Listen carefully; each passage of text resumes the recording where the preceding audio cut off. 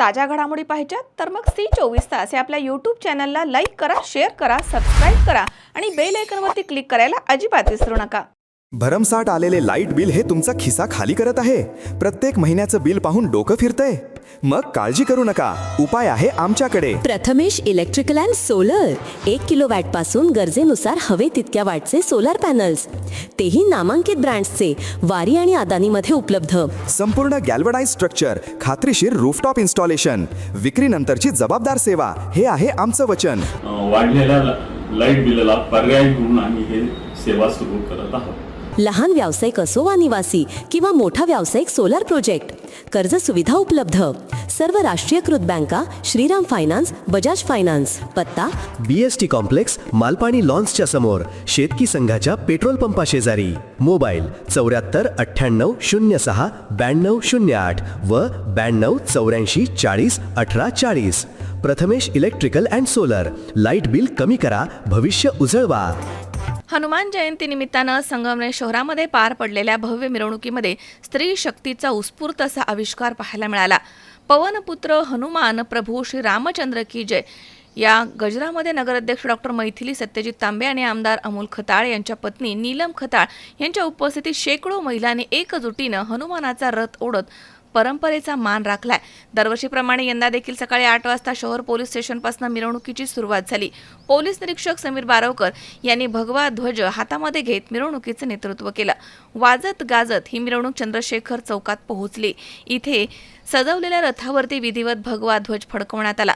त्यानंतर आमदार अमोल खताळ आणि पोलीस निरीक्षक समीर बारवकर यांच्या हस्ते पवनपुत्र हनुमानरायांची महाआरती करण्यात आली. त्यानंतर नगराध्यक्ष डॉक्टर मैथिली तांबे, नीलम खताळ यांच्यासह शेकडो महिलांनी रथाचा दोर हातामध्ये धरत चंद्रशेखर चौकामधनं रथ ओढण्यास सुरुवात केली. ही मिरवणूक रंगार गल्ली, कॅप्टन लक्ष्मी चौक, लालबहादूर शास्त्री चौक, नगरपालिका, चावडी चौक, जुना कटारिया बाजारपेठ, तेलीखुंट, नेहरू चौक या प्रमुख मार्गावरनं मार्गक्रमण करत अखेरीस मोठ्या मारुती चौकाच्या जवळ संपन्न झाली आहे. मिरवणूक शांततेत आणि सुरळीत पार पडावी यासाठी पोलीस उपअधीक्षक डॉक्टर कुणाल सोनवणे यांच्या मार्गदर्शनाखाली पोलीस निरीक्षक समीर बारवकर यांनी अगदी चोख बंदोबस्त ठेवला होता. हा उत्सव यशस्वी करण्यासाठी श्रीराम नवमी आणि हनुमान जयंती उत्सव समितीचे अध्यक्ष सोमनाथ पराई तसेच उपाध्यक्ष कमलाकर भालेकर, राजाभाऊ देशपांडे, वरद बागुल, शुभम लहामगे तसेच देवयानी जोशी, संगमनेरच्या माजी नगराध्यक्षा सौ दुर्गाताई तांबे, राहुल नेहुलकर, निखिल पापडेजा, सौरभ उर्मजी, प्रथमेश गरुडकर, विनायक गरुडकर, सुदर्शन दळे, प्रतीक नेवासकर, शोन थोरात, मयूर म्हसे, ओम भडांगे, शिवा भोंडवे तसेच उमेश गोसावी, शुभम परदेशी, गोविंद नागरे तसेच भरत वामन, शुभम जगधने, प्रसाद आळंदे आदींसह अनेक मान्यवर यांनी परिश्रम घेतले.